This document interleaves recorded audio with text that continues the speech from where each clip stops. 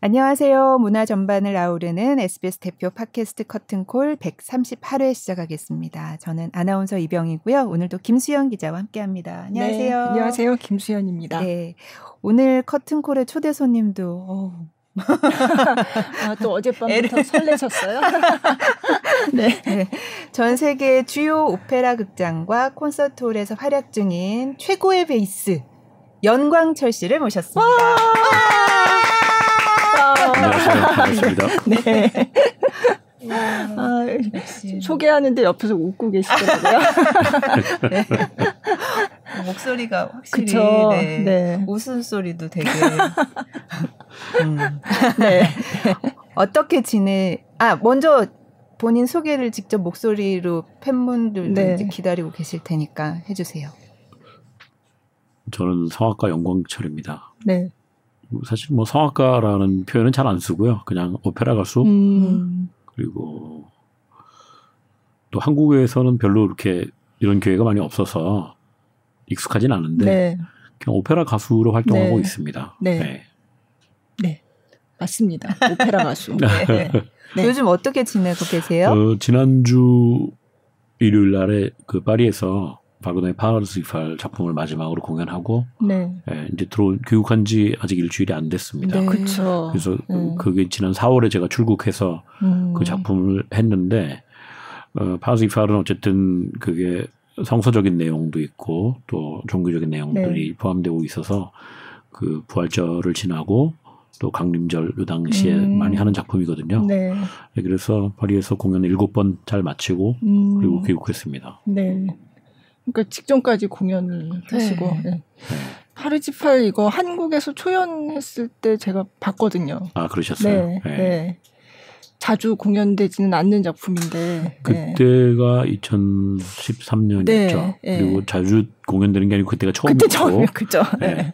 네. 그만큼 이제 익숙한 작품이 아니고 네. 또 작품 길이도 워낙 길어서 보통 한국에 있는 분들이 일반 그 직장 생활이나 사회 생활을 하다가 감상하기에 굉장히 어려운 작품이죠. 네. 네. 그래서 그 당시에도 굉장히 바이로이트처럼 공연을 일찍 시작하고 또 중간에 휴식 시간도 1시간씩 잡아서 맞아요. 네.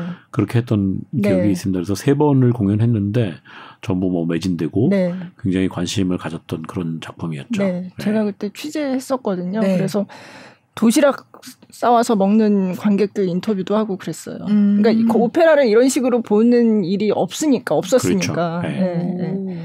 그래서 그게 이제 한국 초연이었고 그때 출연을 하셨고 그 구르네만츠 역을 굉장히 많이 하셨잖아요. 네, 그렇죠. 요번에도 그 역을 하고 오신 네, 거죠. 그렇습니다. 네. 네. 참 근데 연광철 하면 이 구르네만츠가 되게 많이 이렇게 따라오는 그런 역인 것 같아요. 네, 구르만스는 제가 데뷔를 2008년에 처음 했어요. 네. 2008년에 처음 하고 뭐 사실 코로나 기간에 그 캔슬된 공연들까지 포함하면 네. 거의 100회 정도 공연을 했거든요. 네. 그래서 이제 다른 작품들도 뭐 트리스탄 이솔데나 네, 뭐 네. 단어에서 또 방황한 많이 네덜란드 이런 하셨지만. 작품들도 많이 했지만 파르시팔은 특히 제가 준비도 오래 했고 네. 또 베이스가 할 수 있는 바그너 역할 중에서는 뭐 제일 중요한 역할 네. 중에 하나죠. 그래서 나름대로 애착을 가지고 있는데 다행히 다른 작품 트리스탄 이솔데나 로엔그린 또 타노이저처럼 그 역할이 왕이라든가 또 어떤 뭐 그런 중요한 네. 그 노래를 많이 하지 않더라도 중요한 역할이 아니기 때문에 구르네만스는 그 오페라 자체에서도 설명하는 네. 마치 그 우리나라 옛날에 그거로 말하면 변사처럼 설명을 많이 해주고 또 이야기를 네, 옛날에 이끌어가는, 있었던 이야기, 이끌어가는 그런 네. 역할이기 때문에 그런 뭐 광범위하게 말씀드리면 인종이나 이런 거에 좀 관계없이 네. 할 수 있는 역이어서 제가 많이 여러 극장에서 노래하게 됐던 것 같습니다. 네. 아, 그런 면이 있었군요. 네. 네. 그게 제가 보면은 가령 로엔그린도 제가 굉장히 많이 하는 작품인데 네. 로엔그린에서 제가 하는 역이 독일 왕이에요. 아, 네. 하인리히 왕인데 보통 유럽의 관객들이 로엔그린을 보러 왔는데 독일 왕이 나왔는데 동양 사람이 동양인. 나왔다. 이게 나오면 굉장히 그 받아들이기 어렵거든요. 저도 뭐 생각해 보면 우리가 생각해 보시면 가령 춘향전에서 다 우리 한국 사람이 하는데 변사또가 한국 사람이 아니다. 네. 그러면 뭔가 좀 이질감을 느끼게 되죠. 그런 것처럼 외국에서 활동할 때 이제 작품에 따라서 또 제 역할에 따라서 그런 어려움들이 많이 있죠. 네. 그래도 그런 걸 또 극복하면서 지금까지 해오신 거잖아요. 네, 그렇죠. 네. 그런 과정에서 이제 뭐 가령 뭐 저의 유럽의 매니저라든가 네. 아니면 뭐 다니엘 바렌보임, 뭐 플라치도 도밍고 이런 사람들이 어떤 뭐 인종이라든가 이런 거에 관계없이 네. 정말 음악에만 몰두하고 음악적인 그런 능력을 높게 사는 사람들이기 때문에 네. 제가 그 속에서 성장했던 것 같습니다. 네. 네.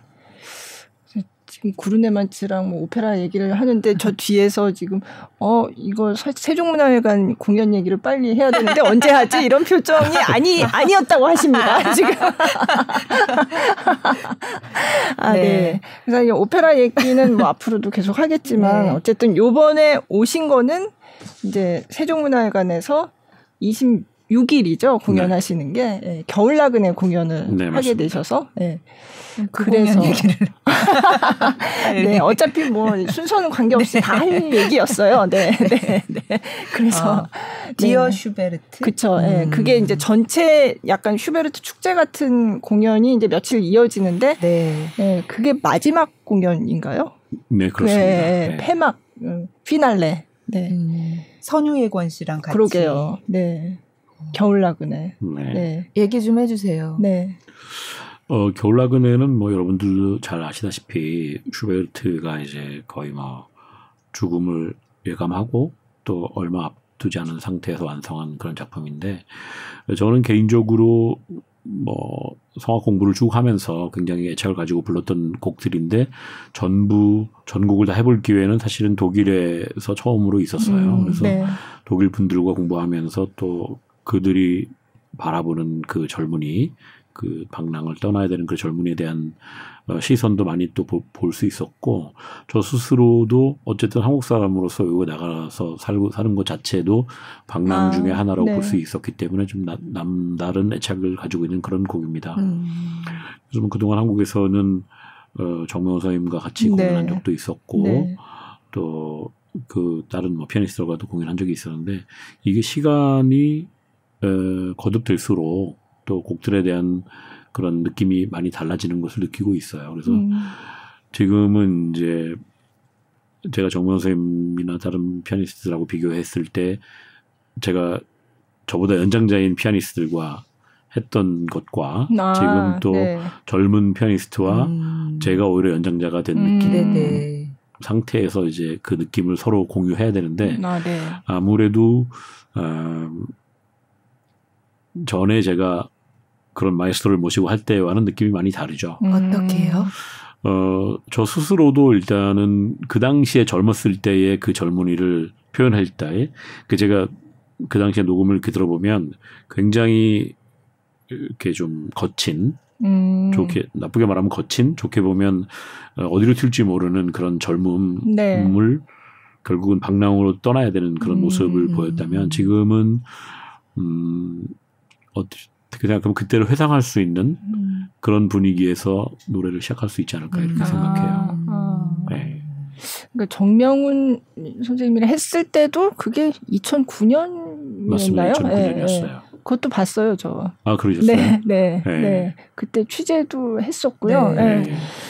근데 그때도 벌써 10몇 년 전이잖아요. 그러니까 그렇죠. 그때랑은 진짜 지금 그리고 또 피아니스트가 또 이제 달라졌으니까 젊은 피아니스트로 바뀌었으니까 진짜 말씀하신 대로 네 정말 많이 달라진 모습을 볼 수 있을 것 같아요. 네, 그리고 이제 저 개인적으로는 이게 이제 독일 시인이 그 당시에 이제 저희가 만약에 뭐 아까 춘향전도 말씀드렸지만 뭐 아리랑 이러면 아리랑에 기본적으로 깔려 있는 그 느낌을 알잖아요, 저희가. 그죠. 그리고 어떨 때 아리랑을 부르는가, 뭐 슬플 때도 있지만 기쁠 때도 아리랑을 부르고 그렇지만. 독일의 그 당시에 그 사회의 모습을 볼 때 그 젊은이들이 방랑해야 되는 그다음에 뭐 구체적으로는 경제적인 활동을 하기 위해서 그런 구체적인 활동들을 알아야지만 부를 수 있거든요. 그래서 제가 조금 이제 아쉬운 부분들이라고 하면 우리가 지금 세대에 그런 걸 공감할 수 있는 분위기가 아닌 게 좀 아쉽고 이런 것들이 이런 작업들이 겨울나그네라든가 슈베르트 가곡 아니면 슈만, 브람스 이런 곡들이 좀 더 많이 연주돼서 그런 가곡 예술 가곡에 대한 애정이 훨씬 더 많아지면 훨씬 좋겠다 이런 생각을 많이 해요. 그래서 우리나라는 제가 이렇게 보면 모든 문화들을 굉장히 빨리 흡수하잖아요. 그렇죠. 빨리 흡수해서 뭐 나쁜 의미로 드리는 말씀은 아니지만 변형된 모습으로 많이 다가가죠. 그래서 오페라 무대도 그렇고 클래식 무대도 그렇고 또는 그렇게 해서 발전된 뮤지컬이나 이런 걸 봐도 우리나라에 와서 참 독특하게 발전하는구나 이런 생각을 많이 하는데 우리가 유럽 무대에서 볼 때 보통 많은 분들이 그런 말씀을 하시죠. 유럽의 이제 클래식이 점점 죽어갈 거다. 그러게요. 이런 말씀들 하지만 제가 볼 때는 그 유럽 오페라 무대, 클래식 무대에 머리가 희끗희끗하고 할머니, 할아버지들이 어렸을 때부터 클래식을 듣던 분들이 아니에요. 어렸을 때는 다 우리 젊은이들처럼 힙합도 듣고 뭐 다 듣다가 결국에는 클래식으로 오는 거죠. 그래서 그들이 뭐 생을 마감했을 땐 클래식이 더 이상 관계가 없을 거다 이게 아니고 젊었을 때부터 수많은 음악을 듣던 사람들이 결국에는 클래식 나이가 들어서 정말 감상할 수 있는 아니면 공감할 수 있는 것이 클래식 무대라는 걸 느끼게 되는 건데 우리는 그렇게 되기 전까지 너무 많이 변형된 형태의 무대 예술들을 보여주기 때문에 그런 부분들이 아마 조금 전에 말씀드린 것처럼 그런 예술 가곡을 즐길 수 있고 또 그걸 접할 수 있는 이런 분위기들을 많이 해친다 이런 생각이 들어요. 변형된 형태라는 건 어떤 걸 말씀하시는 그러니까 거예요? 뭐 구체적으로 말씀드려도 되나요? 가령 뭐 그런 무슨 팬텀 싱어? 그거를 제가 뭐 특별히 말씀드리는 이유는 거기에 보면 굉장히 재능 있는 성악가들이 많이 있어요.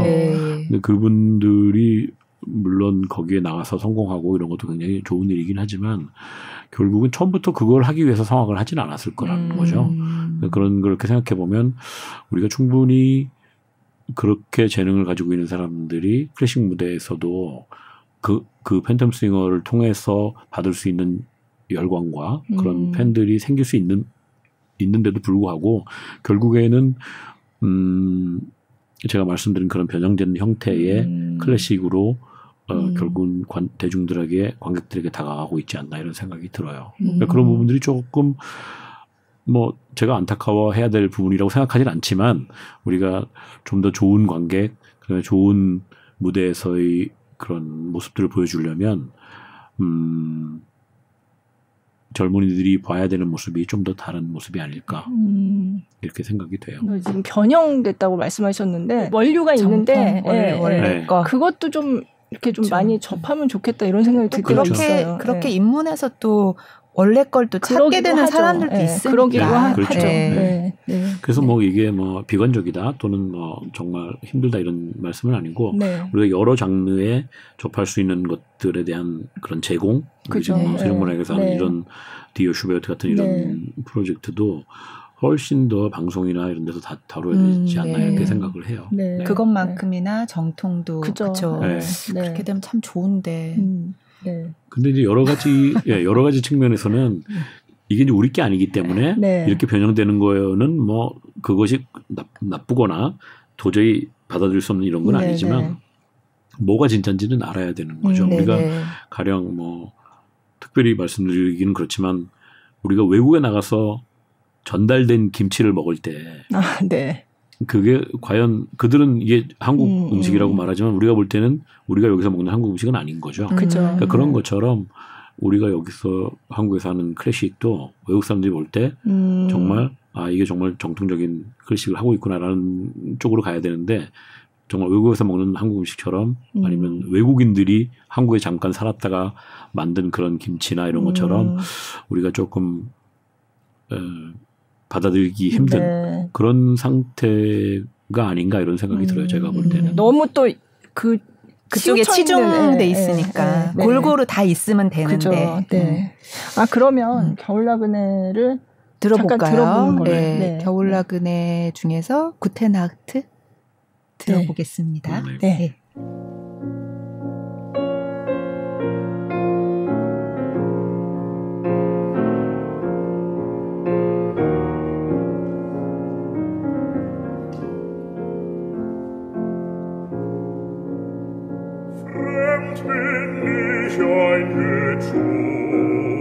Fremd zieh ich wieder aus. Der Mai war mir gewogen mit manchem Blumenstrauß. Das Mädchen sprach von Liebe, die Mutter gar von Ehe. Das Mädchen sprach von Liebe, die Mutter gar von Ehe.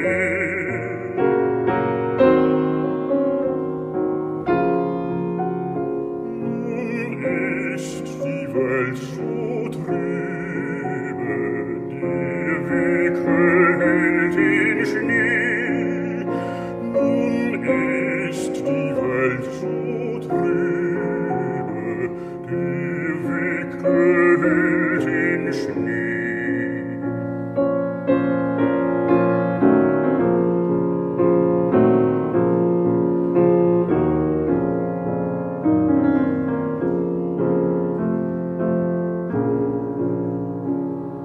Ich kann zu einer Reise nicht wählen mit der Zeit, muss selbst den Weg mir weisen in dieser Dunkelheit. Es zieht ein Mondenschatten als mein Gefährte mit. Es zieht ein Mondenschatten als mein Gefährte mit.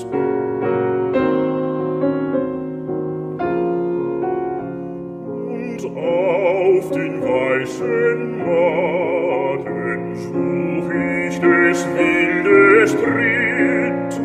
Und auf den weißen Matten such ich des Wildes Tritt.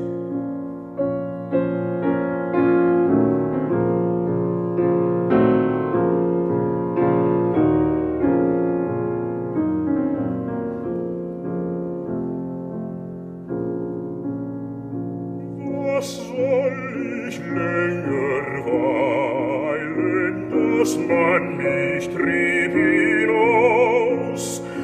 Lass ihre Hunde heulen vor ihres Herren Haus. Die Liebe liebt das Wandern, Gott hat sie so gemacht. Von einem zu dem anderen, Gott hat sie so gemacht.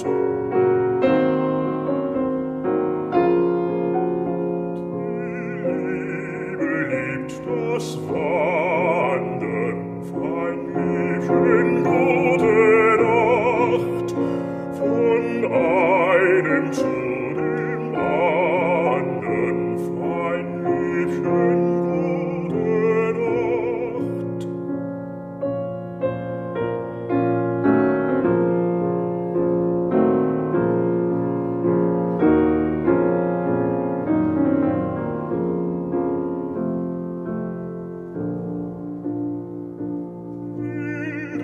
Im Traum nicht stören, Beschatten deine Ruhe, sollst meinen Tritt nicht hören, sagt sacht die Türe zu. Schreib ihm vorübergehen, kannst du dir damit du würdest sehen, an dich hab ich gedacht.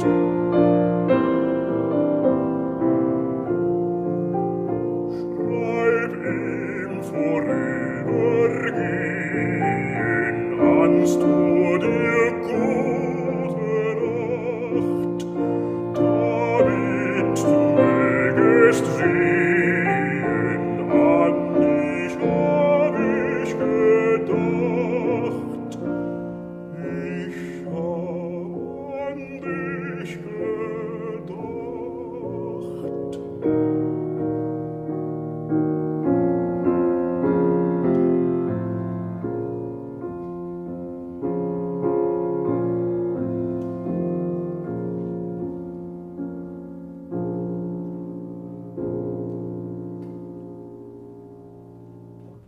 겨울나그네 중에서 구테나흐트 들어봤습니다.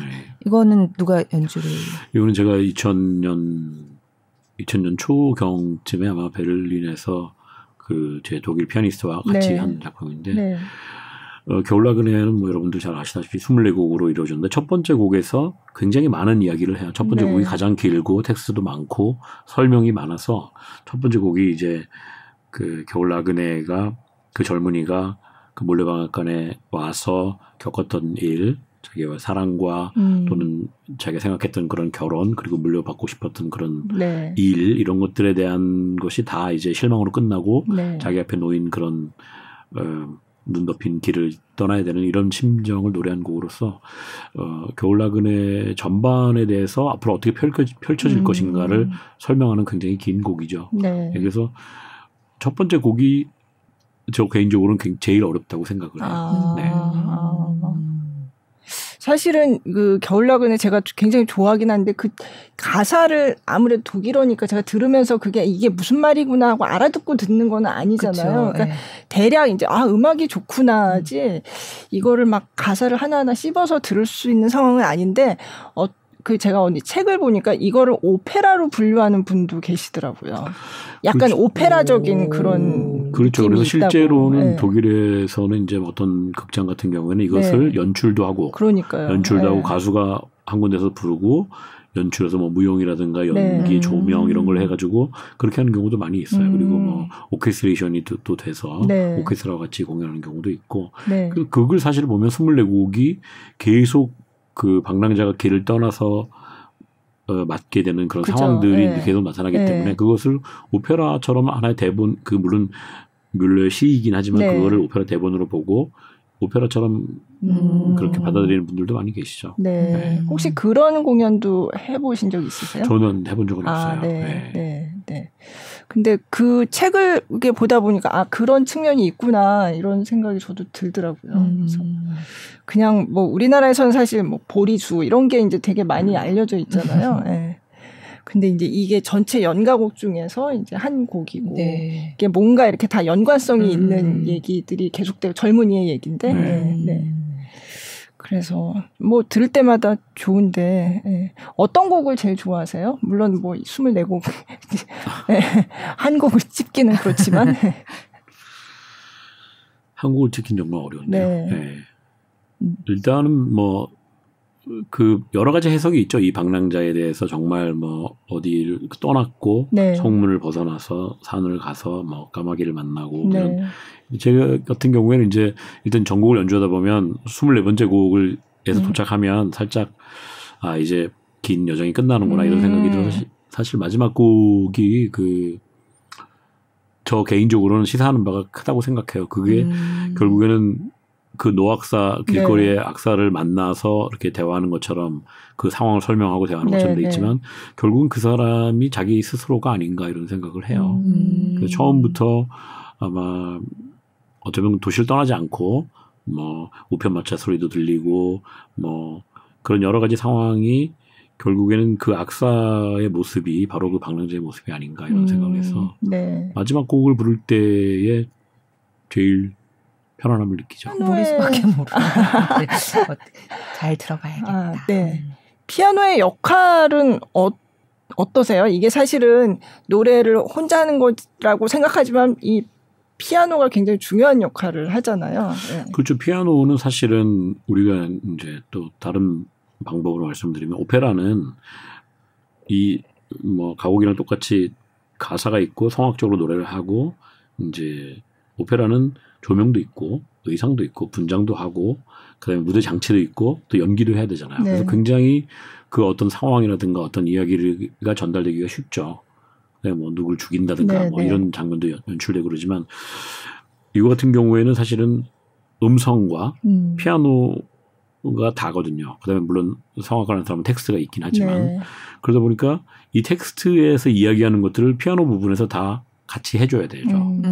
그게 이제 유럽에 보면 이제 가곡만 전문을 하는 피아니스트들이 있어요. 그분들이 이제 표현하고 그분들이 이제 성악가들과 함께 작업할 때 가장 중요한 것들이 내가 텍스트 가사를 이야기할 때 피아노에서 어떤 이야기를 해주고 있는가에 따라서 그 가사의 컬러가 바뀔 경우도 되게 많아요. 네. 그래서 그런 부분들을 특별히 더 부각시키고 더 성악하는 사람들 도와주고 이런 분들이 이제 가곡만 반주하시는 네. 그런 분들이 네. 많이 계시죠. 네. 그 피아노가 하는 부분이 물론 성악가가 음성과 텍스트를 전달하긴 하지만 피아노 부분에서 그의 전체적인 그 배경과 전체적인 이야기들을 해주는 경우가 굉장히 많습니다. 아까도 왜 피아노 연주자가 이제 어려져서 또 느낌이 좀 달라지고 네. 이런 얘기 하셨잖아요. 네. 그러면은 사전에 뭐 어떤 피아니스트랑 같이 하고 싶다라든지 아니면 같이 뭐 얘기를 나누거나 이런 게 있는 거예요? 그렇죠. 그 예원 씨가 네. 합류하면서 이걸 꼭 하고 싶다고 그래서 이제 흔쾌히 하기로 했죠. 아, 네. 그래도 뭐 독일에 살고 있고 네. 또 슈베르트를 워낙 좋아하셔서 같이 아마 굉장히 좋은 무대가 될 것 같습니다. 네. 그러네요. 독일어를 이해하는 것도 되게 중요한 것 같아요. 그렇죠. 네. 그래서 독일어에 관한 그런 것도 이제 제가 좀 전에 말씀드린 것처럼 제가 이제 연장자가 되다 보니까 네. 그런 거를 이제 설명해요. 그 독일에 산다고 해서 꼭 독일어를 잘하고 또 독일의 문화를 다 안다라고 말하기는 힘들거든요. 네네. 그래서 그런 부분이 우리가 예를 들면 뭐 슈만의 시인의 사랑의 네. 첫 번째 곡이 이 아름다운 5월에라는 네. 제목으로 시작하는데 제가 한국에서 그 노래를 공부할 때 보면 우리는 봄이 이미 3월 말부터 시작되는데 왜 5월에 봄이 시작되고 꽃이 피고 이렇게 얘기를 그 시를 이해할 수가 없었거든요. 근데 독일에 가보니까 정말 4월에 날씨가 너무 안 좋고 네. 그래서 5월이 되면 정말 봄이 됐구나. 그래서 이 시가 그렇게 아름다운 5월에라고 이렇게 시작을 하는 거 이런 거를 알게 되거든요. 네. 그러니까 그게 우리가 단순히 사전을 찾아서 그 의미를 알고 또 선생님이 가르쳐줘서 이런 것보다도 실제로 그 안에 들어가면 네. 여기는 벌써 5월이 진정한 봄이구나. 네. 그래서 하이네가 이렇게 시를 썼고 또 이렇게 작곡을 했구나 이런 거를 이제 알게 되는데 네. 겨울나그네 같은 경우에도 마찬가지죠. 우리가 이제 뭐 그런 여러 가지 왜 그 물레방앗간 아가씨를 사랑해서 또 자기가 뭐 어떤 꿈을 가졌는지 그리고 왜 떠나야 되는지 이런 것도 사실은 독일의 중세까지는 아니지만 뭐 1800년대 젊은이들이 어떤 삶을 살았는가 이런 걸 알게 되면 네. 좀 더 이해하기가 쉽게 되죠. 그들이 가령 공업화가 되지 않은 그런 사회에서 젊은이가 자기 가정을 꾸리고 자기의 일터를 찾으려면 네. 어디론가 떠나야 되거든요. 네. 자기 아버지 밑에 있으면 안 되고 물론 그거를 이어받는 뭐 그런 경우도 있지만 만약에 아들이 둘 셋이 되면 네. 물려받는 사람은 물려받지만 나머지는 떠나야 되니까. 네. 그래서 그 시냇물을 따라가다 보면 물이 점점 커지면서 도시가 나오고 또 아니면 그 얇은 그 좁은 데를 지나갈 때 물레방앗간이 있는데 자기가 거기서 그런 물레방앗간 집 딸하고 결혼해서 네네. 그 집의 가업을 이어받으면 좋겠다. 이런 그런 그 당시의 상황 이런 것들을 이제 다 알아야지 감상할 수 있는데 많은 도움이 되죠. 네.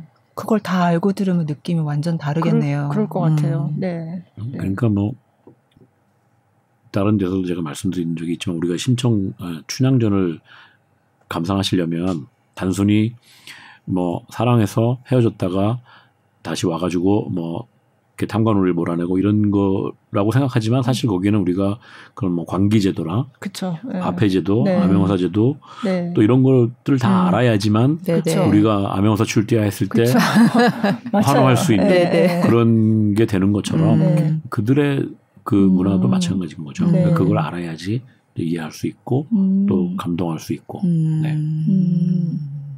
혹시 몰라도 그냥 음악이 좋다 이럴 수는 그렇긴 있을 하죠. 것 그렇죠. 같아요. 네. 네. 근데 그렇지만 이제 이제 그걸 알게 되면 네, 더더욱 훨씬 더 많이. 네. 그 표는 이미 다 팔린 것 같은데 이걸 들으시면 좀 뭔가 더 좀 알고서 예습을 하고 가서 듣는 것 같은 그런 느낌으로. 그렇죠. 네. 감동이 2배가 되겠네요. 그러니까요. 네. 그러면 보리수를 한 곡 더 들어보고 유명한 보리수. 네, 유명한 보리수. 네. 네, 들어보겠습니다. 네.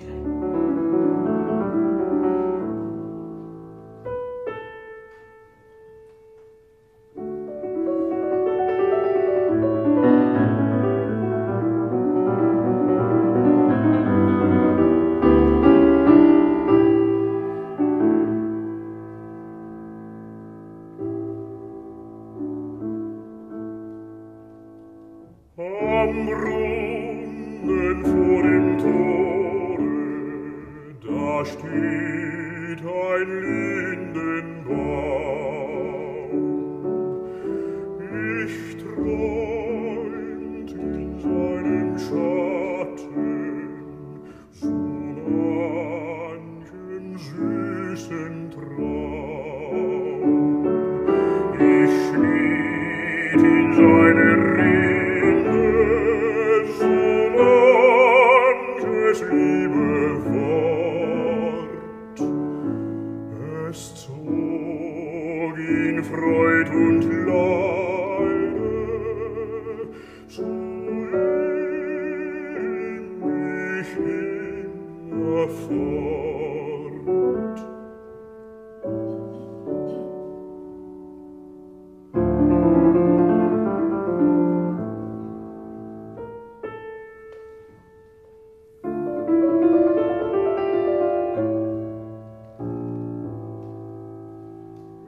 Ich musst auch heute wandern, vorbei in tiefer Nacht. Da hab ich noch im Dunkeln die Augen zugemacht und seines feige Rauschen, als riefen sie mir zu. Komm her zu mir, Geselle, hier findest du deine Ruhe.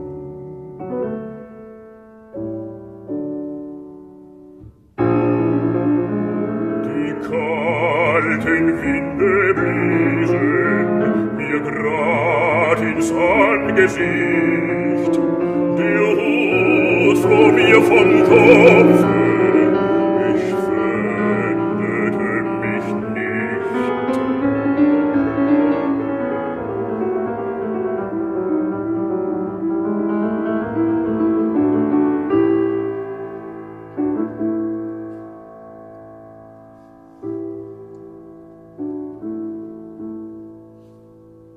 Nun bin ich manche Stunde entfernt von jedem Ort, und immer hör ich's rauschen, du fändest Ruhe dort. Nun bin ich manche Stunde entfernt von jedem Ort, und immer hör ich's rauschen, du fändest Ruhe dort, du fändest Ruhe dort.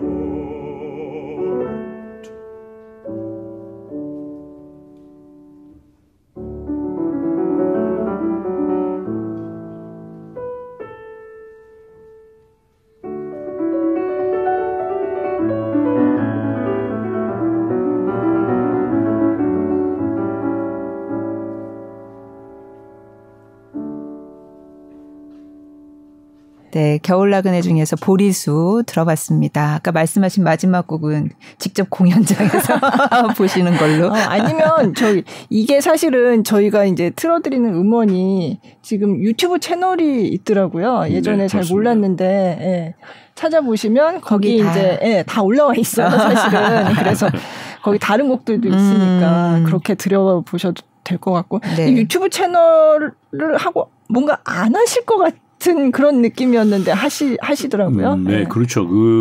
사실은 뭐 코로나를 맞이해서 그 코로나 이전까지 뭐 굉장히 바쁜 스케줄에 네. 있었는데 코로나가 되면서 이제 스케줄이 많이 캔슬되고 그죠. 이러면서 한국에 들어와 있었는데 이제 그런 아이디어를 딸아이가 줘가지고 그런 음원들을 이제 제가 다 찾아서 네. 하기 시작했죠. 그래서 뭐 굉장히 부족하고 별로 뭐 올라가 있는 건 많이 없지만 코로나 기간에 만드셨구나. 네. 네. 네. 그 만들어 보니까 어떠세요? 아, 이거 만들기 잘했다 이런 생각이 좀 드세요? 아, 그런 생각이 들진 않아요. 왜요? 사실은 이제 우리가 잘 아시겠지만 뭐 그림을 그리거나 아니면 뭐 이렇게 작품을 이렇게 찍거나 그러면 이게 남잖아요. 그죠. 네. 근데 이제 저희가 하는 이 무대 예술은 사실은 시간 속에서 이루어지는 예술이기 때문에 그 네. 시간 속에서 그 공간에 함께 했을 때 네. 그거를 감상할 수 있고 맞습니다. 그런데 네. 그것을 단순히 뭐 음원이라든가 아니면 네. 뭐 공연 그런 영상으로서 남긴다고 해도 결국은 그건 그 당시에 있었던 그 현장에서 있었던 그 시간이거든요. 네. 그래서 우리가 뭐 매일 김치찌개를 먹어도 매일 맛이 조금씩은 다르잖아요. 네. 네. 어느 날 뭐가 더 들어갔고 오늘 네. 뭐가 더 들어 이런 것처럼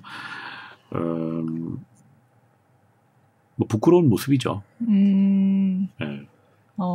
그 녹음을 그러니까 뭘 이렇게 녹음을 하고 이렇게 하는 거를 별로 원하지 않으시나 봐요. 네, 별로 뭐 그렇게 네. 기록을 뭐 남기고 이런 거가 좀 부끄럽다는 생각을 많이 해요.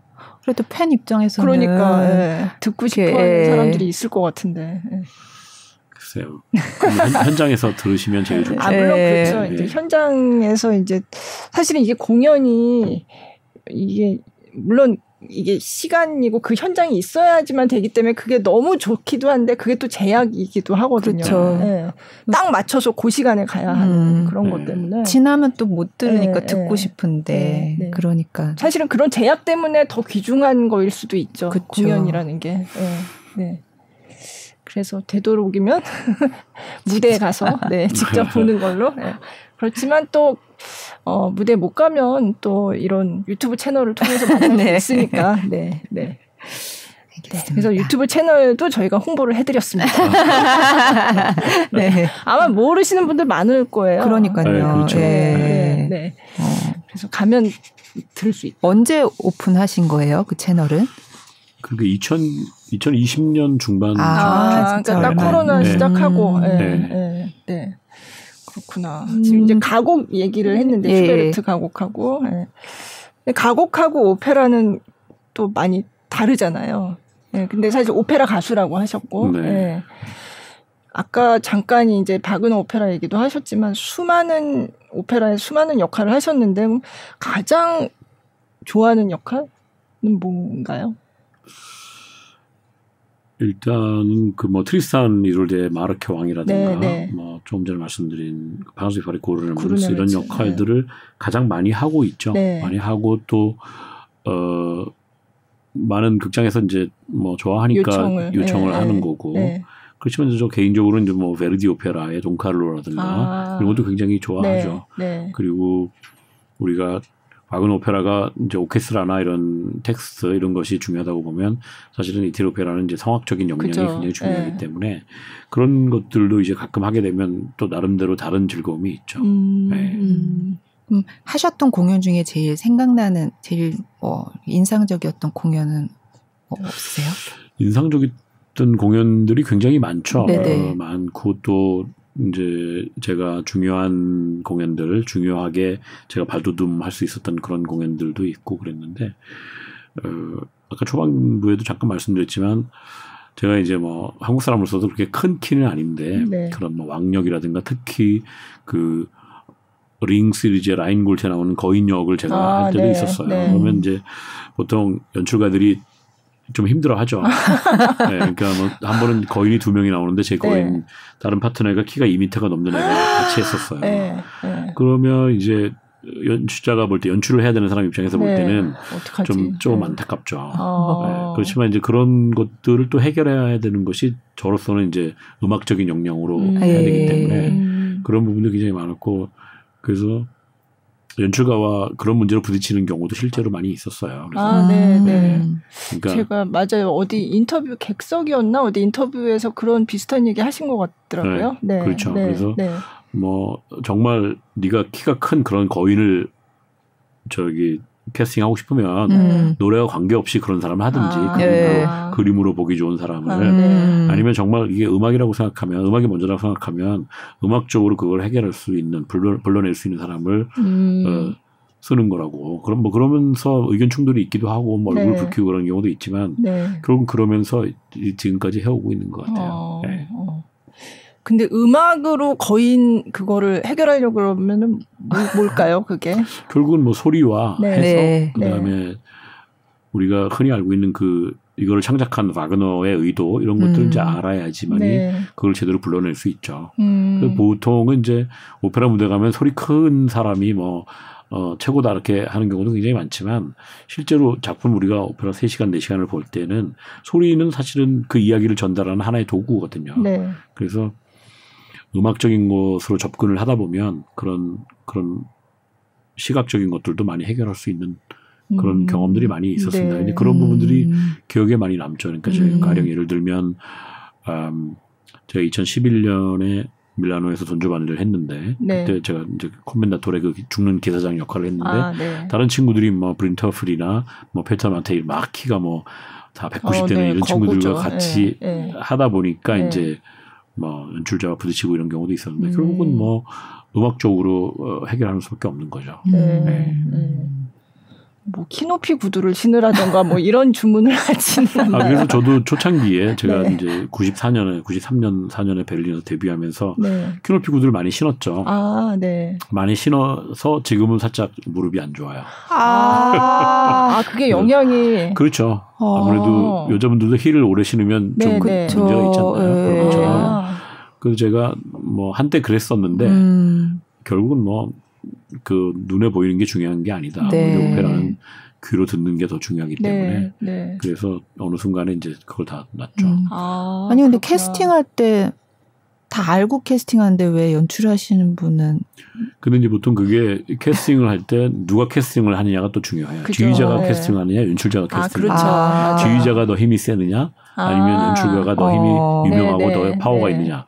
이거에 따라서 뭐 연출가는 뭐 한 쌍이다 그러면 남자가 당연히 키가 커야 되고 여자는 키가 좀 작아야 되고 금발이면 더 좋고 또 뭐 날씬하면 더 좋고. 근데 노래를 못하면 안 되는 거죠. 네. 근데 지휘자가 파워 있는 사람이 할 때는 음악이 뭐 더 중요하다. 여자가 키가 더 크고 테너가 키가 작아도 노래가 맞으면 쓰는 거죠. 그러니까 그런 것 때문에 이제 보통은 큰 무대들 보면 연출자가 파워 있는 사람 같은 경우에는 지휘자를 별로 안 유명한 사람을 쓰죠. 자기 반대로. 원하는 대로 그렇죠. 해야 되니까. 반대인 경우에는 음악가가 지휘자가 자기 취향대로 딱 캐스팅을 하면 연출가는 따라야 가야 되는 거죠.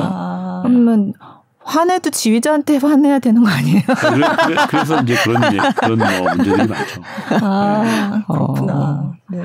참 재밌네요. 돈조반니 얘기하셨으니까.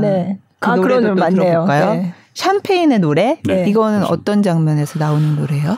일단은 뭐 돈조반니는 여성 편력이 굉장히 심한 사람으로서 극 중에 그 돈조반니 장면에서는 성공을 한 번도 못하죠. 몇몇 여성들이 나타나긴 하지만 한 번도 성공 못하는데 자기 오늘 밤에 많은 여자들과 같이 재밌게 보내고 싶다는 그런 이야기를 하면서 샴페인 레포렐로한테 이제 그날 밤을 준비하라는 하면서 부르는 그런 노래입니다. 네, 들어보겠습니다.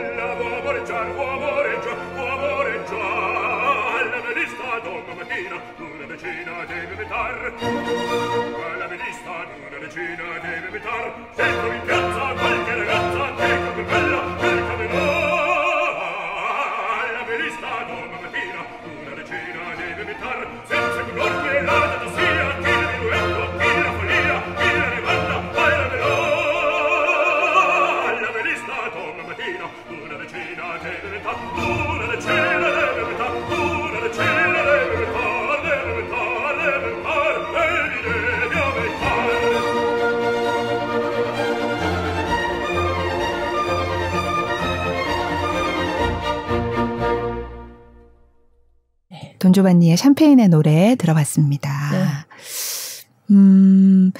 그 또 사실 서울대 교수로 계시다가 연주 많이 말이에요. 하시겠다고 네. 이제 그만하셨는데 그래서 많이 아쉬워하는 분들도 많으셔가지고 아쉬워하는 분들이 아쉬워하는 학생들이 있는지는 모르겠지만 그냥 네. 학생들이요. 네. 네. 네. 뭐 학생들은 어쨌든 뭐 공부를 열심히 하다 보면 네. 또 어디선가 만날 수도 만나는 있고 네네. 또 제가 뭐 그렇다고 개인적으로 컨택해서 뭐 소리를 컨트롤하거나 이런 경우에는 얼마든지 시간을 낼 수 있으니까 네. 그런 건 문제는 아닌데 일단은 잘 아시다시피 우리가 건축가를 졸업하면 그 기사 자격증을 따고 또 그 건축가 기사들을 쓸 수 있는 회사들이 있잖아요.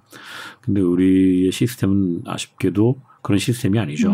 졸업을 하고 나면 사실은 뭐 거의 뭐 90% 이상 다 실업자가 되는 아니면 다른 일을 해봐야 네. 찾아야 되는 이런 상황에 놓이는데 교육자로서 그들에게 희망을 주고 미래에 대한 비전을 제시하기가 굉장히 어려웠어요, 개인적으로. 그런 것들 때문에 또 있었고 또 시스템 자체가 우리가 유럽에 가면 오페라를 가르치는 경우에 그 뭐 연기를 가르치는 선생님이 따로 있고 또 뭐 딕션을 가르치는 선생님이 따로 있고 그런데 이제 우리나라에서는 아직까지는 그런 것들을 성악 선생님이 다 혼자 해야 되는 그런 어려운 점도 많고 그런 건 이제 차차 좋아질 거라고 생각하고 지금은 뭐 유능한 선생님들이 워낙 많이 계시니까 좋아질 거라고 생각하는데 저 개인적으로는 어쨌든 무대에 서서 더 많은 사람들에게 좋은 음악을 들려주는 게 제가 할 수 있는 대로 그 일을 계속 하는 것이 저의 뭐 사명이라고 하면 너무 거창하지만 네. 그 일을 몰두하는 것이 좋겠다 생각을 했고 앞으로도 뭐 기회가 있으면 그런 뭐 마스터 클래스라든가 이런 걸 얼마든지 뭐 배우고 싶어하는 사람들에게 도움을 줄 수 있으니까 네. 뭐 전혀 가르치지 않겠다 이런 건 아니죠. 네.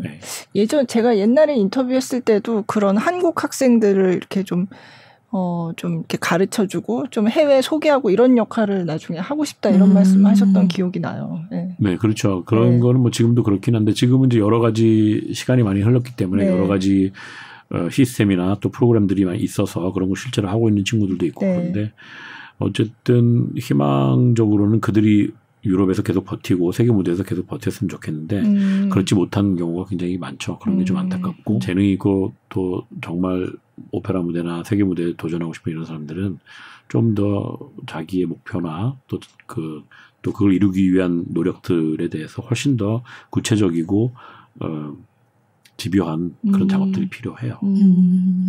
그럼 그 해외 생활에 그게 어려운데 견디고 버텨줬으면 좋겠다라고 하셨는데 그러면 스스로는 어떻게 버티셨어요? 그 버티게 한 원동력은 뭐였나요? 저는 어쨌든 한국에 와서 별로 할 일이 없었고 또 제가 외국에서 활동하는 것을 다른 사람들처럼 한국에서 대대적으로 홍보를 한다든가 그런 것도 관심도 없었을 뿐 아니고 또 그런 루트도 없었어요. 그래서 그게 내가 원해서 보도자료를 보내고 신문사에 그런 것도 사실은 우리가 진주를 알아볼 때는 드러나면 그 진주가 이제 더 이상 보석이 아니라고 말할 수는 없지만 드러나면 드러날수록 사실은 그 빛이 덜해간다고 저는 생각하거든요.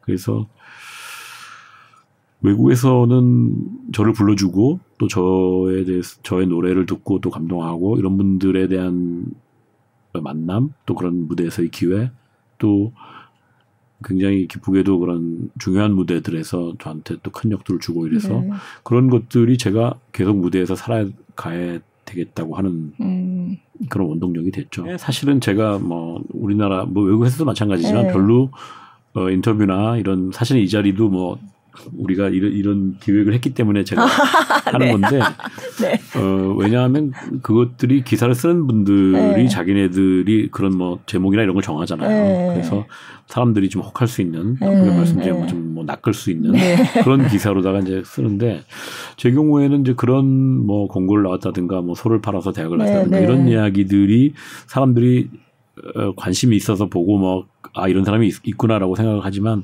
사실 제가 벌써 거의 30년 넘게 해오는 이 일에서는 정말 김 선생님처럼 그 관심을 가지고 언제 어떤 중요한 일들이 있었던 거를 아는 사람들은 별로 없거든요. 별로 제가 거기에 제가 있습니다라고 하는 편이 아니기 때문에 뭐 할 수 없죠. 그래서 뭐 제 경우에는 어쨌든 뭐 그런 인터뷰나 뭐 이런 거 할 때도 뭐 신문 뭐 이런 매체에서도 얘기할 때도 꼭 뭐 세계적인 뭐 세계를 제패한 뭐 어디에 영웅 뭐 이런 거 제발 좀 빼달라고. 나는 그냥 나를 불러주는 데 가서 열심히 노래하고 또 사람들이 감동할 때 또 박수갈채 받으면서 그런 음악적인 아니면 그런 예술적인 어떤 그런 활동에 대해서 좀 관심을 가지고 그것에 포커스를 맞췄으면 좋겠는데 그렇지 않은 게 이제 좀 안타깝죠. 그래서 사실은 썩 인터뷰나 이런 걸 하는 편은 아닙니다. 근데 나와주셨네요. 여기에. 제가 막 졸랐어요. 근데 오페라라고 하면 사실 실제로 하시는 분들은 다 그런 것도 아닌데도 오페라는 부자들만 보는 거. 부자들 그리고 또 뭔가 성악이든 뭐 클래식 음악을 한다 그러면 이건 부자들이 하는 거 아니야라는 그런 일부 그런 즐기는 사람도 하는 사람도 좀 여유가 있다 그런 생각하죠. 인식이 있는 것도 사실이거든요. 그거는 어떻게 하세요? 우리가 생각해 보시면 우리가 뭐 50년대 60년대 아니면 그 이전 시대에 뭐 심파극을 보러 간다든가 이럴 때는 그걸 보러 가는 이유가 집에 TV가 없었기 때문이죠. 라디오도 뭐 그 당시에는 뭐 그 아무 데서나 들을 수 없었던 그런 시대이기 때문에 그런 무대를 보러 가는 거죠. 그 유럽에서도 결국에는 귀족들이 오페라단을 가지고 있었고 가수들을 먹여 살리고 음악가들을 뭐 하인과 같은 급은 아니지만 같이 고용해서 살아갔던 그런 시대가 있었죠. 그래서 지금도 뭐 사실은 우리가 잘 알다시피 경제적으로 어려울 때 제일 빨리 돈을 줄일 수 있는 데가 문화 쪽이죠. 그다음에 더 힘들면 뭐 체육 쪽이나 그렇게 되는 것처럼 이제 사실은 배가 불러야지 뭐 음악도 듣고 보러도 가고 이렇게 되는 것처럼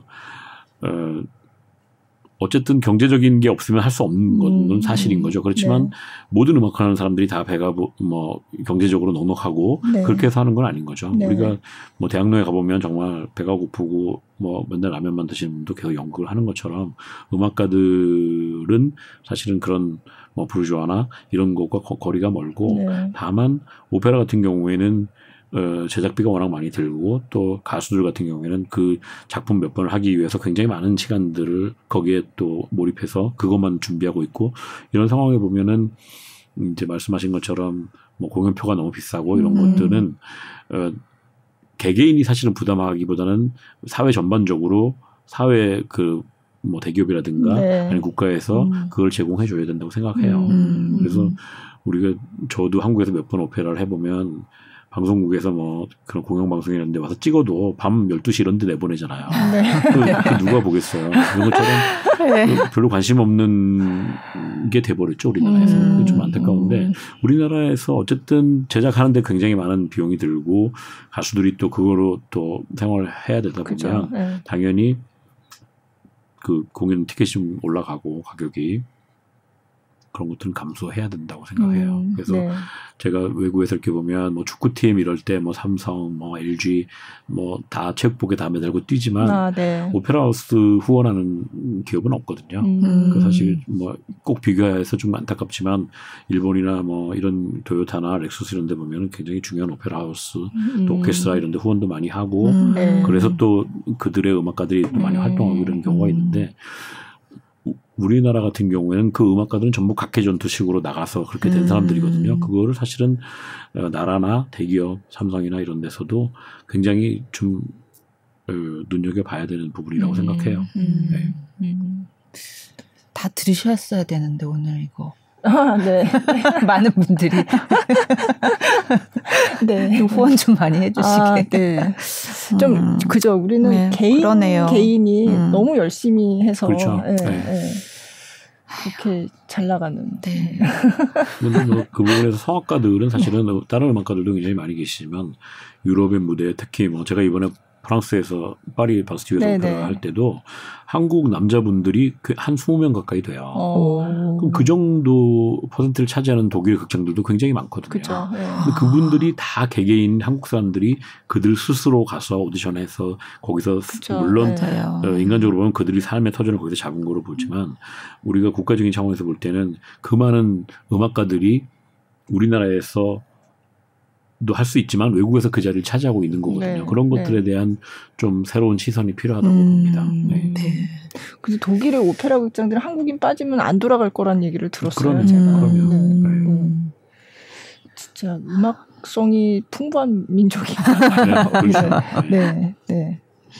전에 제가 인터뷰했을 때, 그러니까 성공을 하려고 지금까지 뭘 해온 게 아니다. 네. 라고 말씀하셨는데, 그러니까 그때 제가 생각한 건 뭔가 작은 것들을 이렇게 해오다 보니까 그게 쌓여서 뭔가 이루어지더라. 그런 말씀하셨던 기억이 나거든요. 네, 그렇죠. 그게 이제 제 경우에는 아까도 말씀하셨지만 좋은 학교 나와서 또 한국에서부터 주목받고 또 외국에서 굉장한 커리어를 하고 들어와서 결국 한국에 금이환영하는 이런 모르겠어요. 그렇게 생각하는 사람들도 있지만 제가 음악을 시작하면서 또 물론 국내에서는 제가 대학교 때는 음악 교육을 전공했고 또 성악을 하면서 그게 발전하면서 외국에서 커리어를 하게 됐는데 이것이 제가 만약에 처음부터 나는 세계적인 오페라 가수가 되겠다. 나는 메트로폴리탄에도 가고 스칼라도 가고 나는 이런 가수가 되겠다라는 걸 목표로 했다면 아마 그것까지 가는 과정이 굉장히 힘들었지 않았을까 이런 생각을 해요.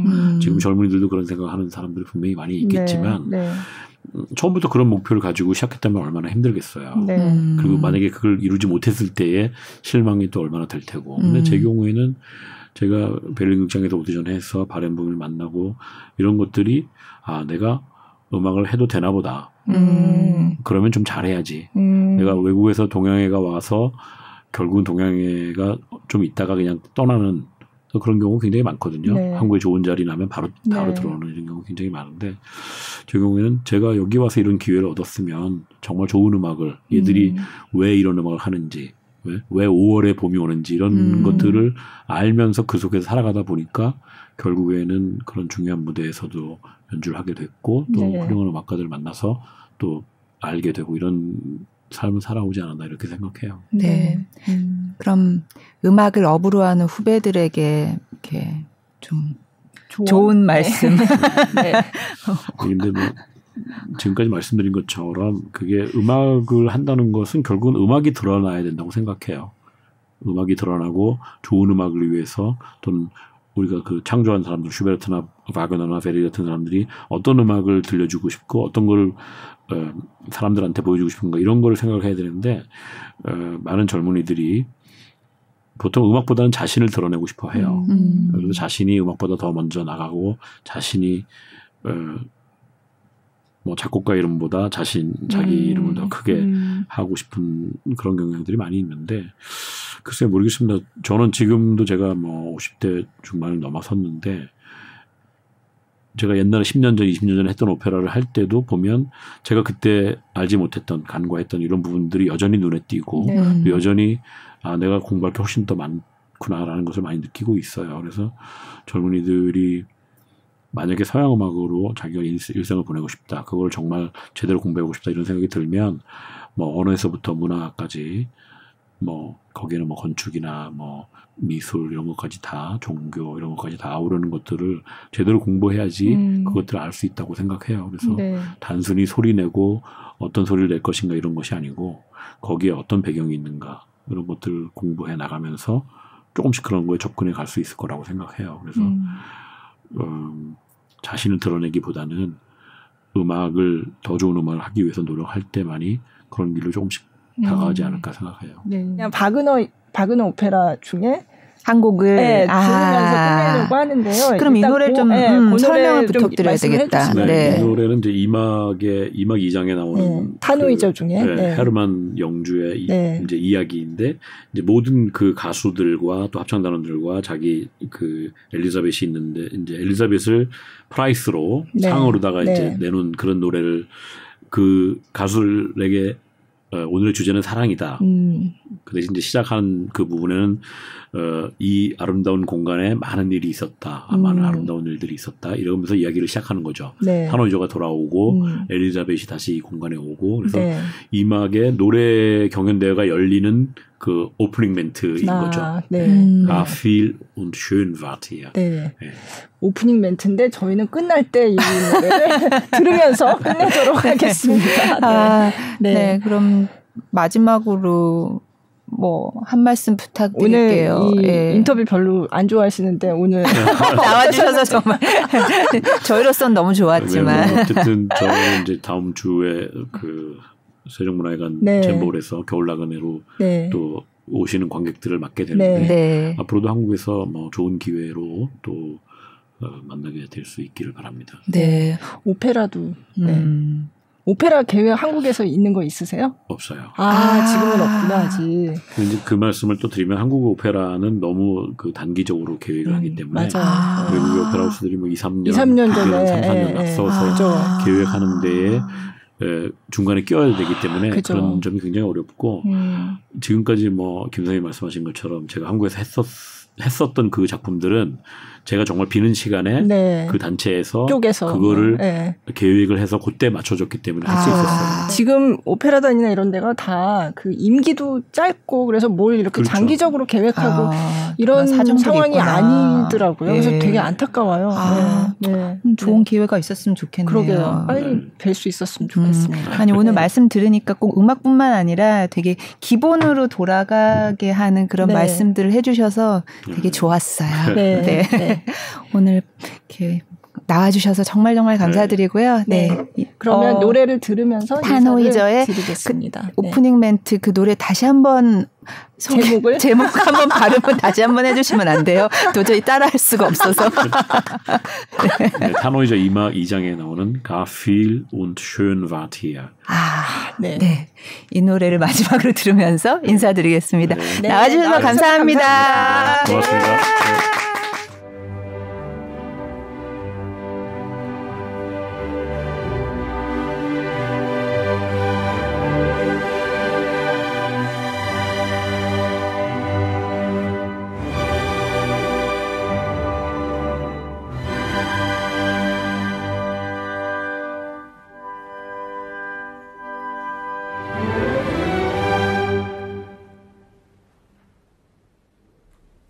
Gar viel und schön wart ihr in dieser Halle, von euch lieben Sängern schon gesungen.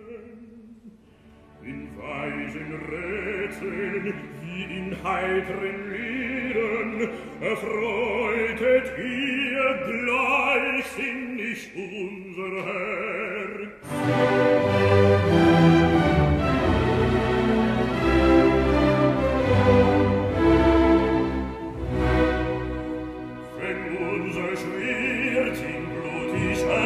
Kämpfen stritt für des deutschen Reiches Eisenhüt.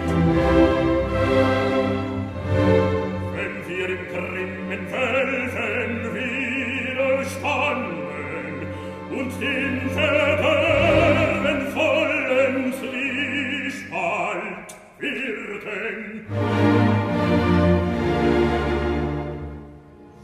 ward von euch nicht minderer Preis errungen.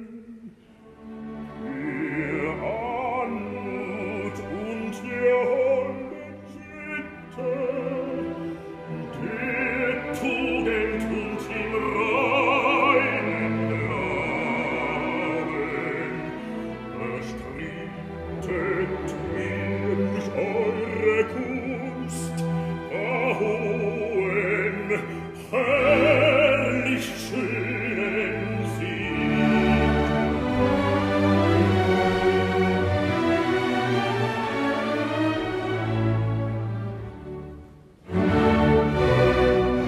Bereitet heute uns denn auch ein Fest, heut, wo der kühne Sänger uns zurückgekehrt, den wir so ungern lang vermissten.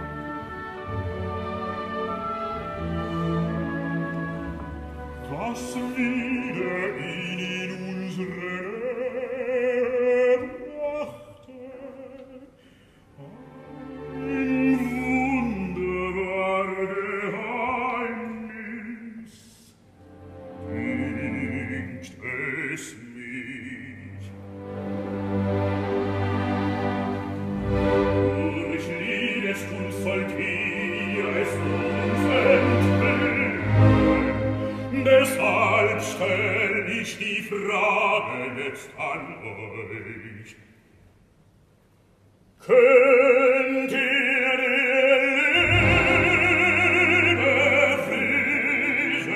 mir ergründen, wer es vermag, wer sie am würdigsten besingt, dem Reich Elisabeth in Preis.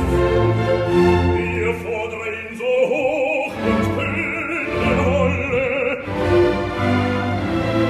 ich sorge, dass ihn gewähren solle.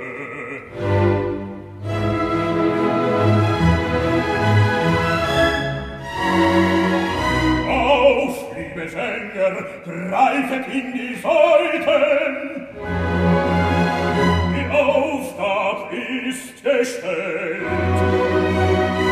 Kämpft den Preis und nehmet all im Voraus unseren Dank.